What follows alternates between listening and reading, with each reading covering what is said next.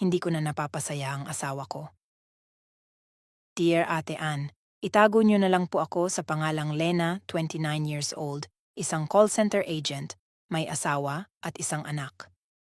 Ate Ann, hindi ko na napapasaya ang asawa ko, lagi ko na kasi siyang inaayawan. Hindi na ako ipag sa kanya. Gwapo naman ang asawa ko, Ate Ann. Matangkad, matangos ang ilong at brusko ang pangangatawan. Iwan ko ba kung bakit ako nawalan ng interest sa kanya. Aminin ko, Ate Ann, nung kabataan ko around 12 years old, palagi ako kapag naiwan akong mag-isa sa bahay. Papasok ako agad sa room ko at kung ano-ano ini-imagine ko.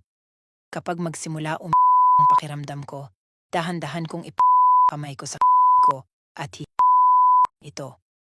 Pag di ako makontento, kinukuha ko yung unan at hanggang sa ako'y pero hanggang doon lang ang ginagawa ko, Ate Ann.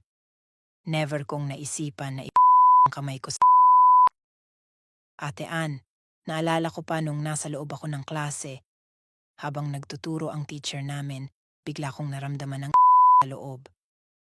Hindi ako mapakali, Ate Ann, kaya ang ginawa ko, ko yung dalawang legs ko at gumawa ako ng pressure sa ko